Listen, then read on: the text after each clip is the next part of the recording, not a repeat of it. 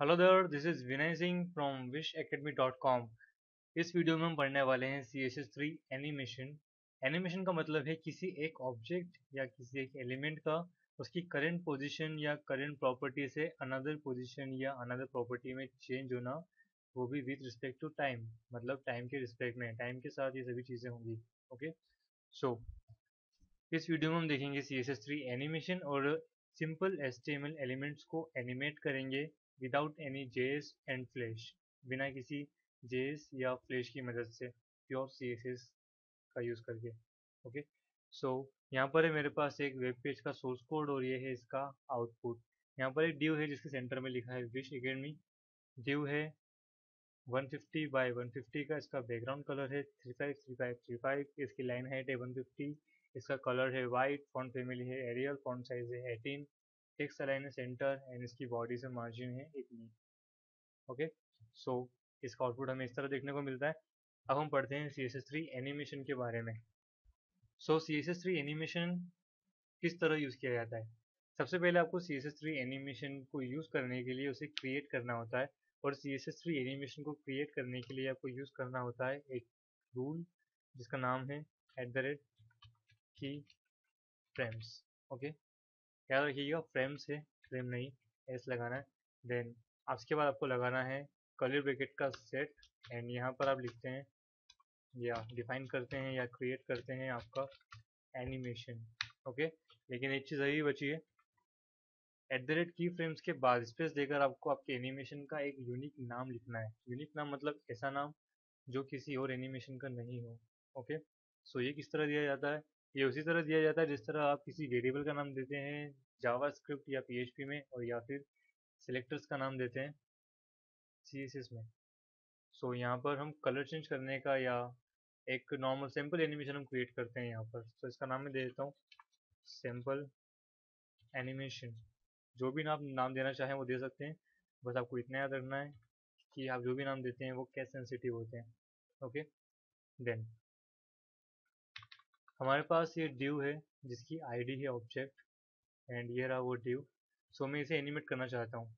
सबसे पहले ये स्क्वायर दिख रहा है तो मैं इसे सर्कुलर बनाना चाहता हूँ, एंड सर्कुलर बनता है बॉर्डर रेडियस से, आप जानते हैं राइट।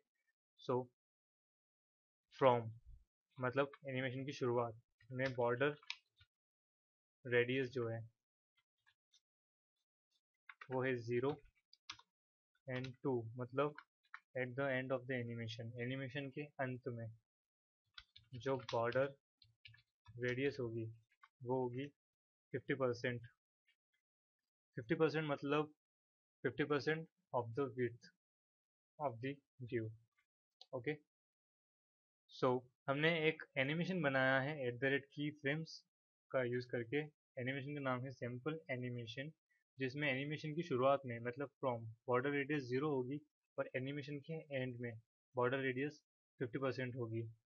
ओके, सो अब हम ऑब्जेक्ट में एनिमेशन अप्लाई करते हैं। अभी हमने क्रिएट किया है और यहाँ पर चल नहीं रहा है, सो हमने क्रिएट तो कर लिया पर इसे अप्लाई करना बाकी है।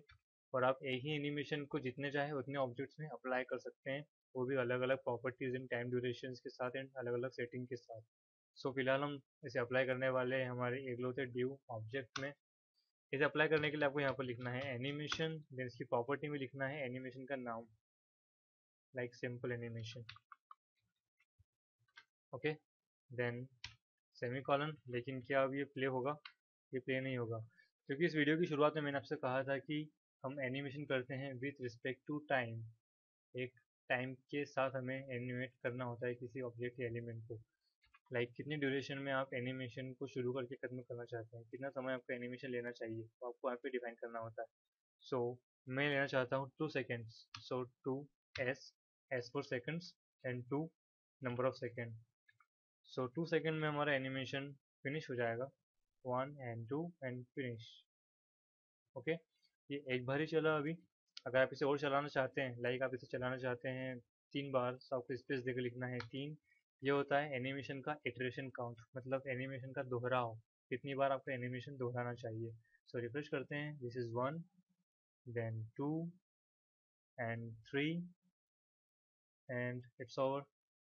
हमने यहाँ पर 3 टाइम लिखा था, लेकिन आप चाहते हैं कि ये कंटिन्यू चलता ही रहे और बस चलता ही रहे। सो आपको यहाँ पर लिखना है इनफाइनाइट, ऐसा लिखने से ये चलता ही रहेगा। ओके, सो जब ये कर्व होता है तब बड़ी स्मूथली होता है, लेकिन जब ये फिर से स्क्वायर बनता है तो झटके से बनता है एकदम से। हम चाहते हैं कि जब ये स्क्वायर भी बने तो बड़ी स्मूथली बने, जिस तरह ये कर्व बन रहा है। सो आप चाहते हैं कि ये अल्टरनेट मोशन करे, alternate animation. Okay, like reverse then forward then reverse then forward, इस तरह। सो रिफ्रेश, एंड ये देखिए अभी पूरी तरह स्मूथली वर्क करेगा। इसका टाइम ड्यूरेशन हम थोड़ा कम कर देते हैं, मैं इसे कर देता हूँ हाफ सेकंड। तो हाफ सेकंड देने के लिए आपको लिखना है 0.5 सेकंड। ओके, सो ये थोड़ा फास्ट हो गया एंड स्मूथली वर्क कर रहा है। अगर मैं फिर से यहाँ पर से अल्टरनेट हटा दूँ तो देखिए ये इस तरह जब कर्व से स्क्वायर बनता है तो झटके देता है। यहाँ पर आपको लिखना है अल्टरनेट, एंड ये स्मूथली वर्क कर रहा है। ओके, सो ये तो था फ्रो मोड 2। अगर आप फ्रो मोड 2 में कंफ्यूज है तो आप यहाँ लिख सकते हैं 0% मतलब starting of the animation, and 2 में लिख सकते हैं 100% end of the animation. Okay, तभी ये वर्क करेगा। एंड अगर आप कुछ एडिशनल प्रॉपर्टी भी देना चाहते हैं तो आप यहाँ पर दे सकते हैं, लाइक बॉर्डर रेडियस के साथ में इसे देना चाहता हूँ background colour like red one. So okay, इसी तरह इसका जो फॉन्ट साइज है वो 22 पिक्सल हो जाना चाहिए। ओके, एंड बॉक्स शेडो होनी चाहिए इस पर 8 पिक्सल 8 पिक्सल 8 पिक्सल की डार्क। सो ये इस तरह वर्क करेगा। ओके, और या फिर टेक्स्ट शेडो। सो टेक्स्ट पर शेडो दिखाई देगी आपको, एक 3D टेक्स्ट दिखाई देगा आपको जंपिंग करता हुआ। एंड इसे हम और अच्छा बना सकते हैं, इसे रोटेट करके। रोटेट करने के लिए आपको यूज़ करना है ट्रांसफॉर्म रोटेट एंड -30 डिग्री में दे देता हूँ। आप जो भी वैल्यू देना चाहें दे सकते हैं। रिफ्रेश।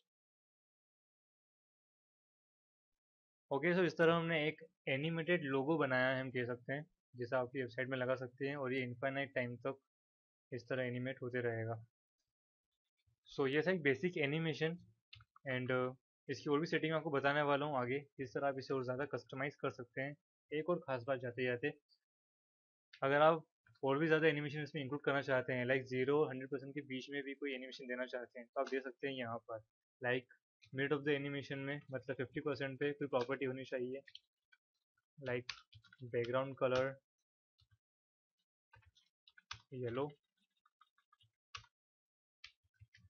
सो इस तरह आप दे सकते हैं। ओके, इसे आसानी से दिखाता हूँ एक बार। हम इसे दे देते हैं यहाँ से 4 सेकंड। सो 4 सेकंड का हाफ है 2 सेकंड, मतलब ये 2 सेकंड में येलो होगा, देन लास्ट के 2 सेकंड्स में रेड होगा। 1 2 3 एंड 4, एंड देन रिवर्स आएगा yellow and then normal state. Okay, so CSS3 animation में कोई बाउंडेशन नहीं है, आप किसी भी प्रॉपर्टी को यूज़ कर सकते हैं, कितनी ही बार कर सकते हैं। आप यहाँ 0 50 100 के बजाय 10% का डिस्टेंस भी ले सकते हैं, लाइक 10% पे कोई प्रॉपर्टी में चेंज, देन 20% पे प्रॉपर्टी में कोई चेंज, देन 25% पे प्रॉपर्टी में चेंज, देन 31% पे प्रॉपर्टी में चेंज। सो इस तरह आपको यहाँ पर प्रॉपर्टीज देते जाना है एंड एनिमेशन डिफाइन करना है। आपका एनिमेशन कितना भी बड़ा हो सकता है, कितना भी टाइम ले सकता है, और कितने भी एनिमेशन हो सकते हैं, एंड एक ही एनिमेशन को आप जितने चाहें उतने एलिमेंट्स में अप्लाई कर सकते हैं। Okay, so it all depends on your creativity, आपकी क्रिएटिविटी पे सब डिपेंड करता है। अगले वीडियो में आपको बताने वाला हूँ एनिमेशंस की सेटिंग किस तरह की जाती है, प्रॉपर सेटिंग्स, लाइक यहाँ पर जिस तरह हम इसे मूव कर रहे हैं वैसे ही आप और क्या क्या वैल्यूज़ यहाँ पर दे सकते हैं एनिमेशन के अंदर, ये आपको बताने वाला हूँ अगले वीडियो में। So see you next video, please follow us, like us, share us, tata bye bye.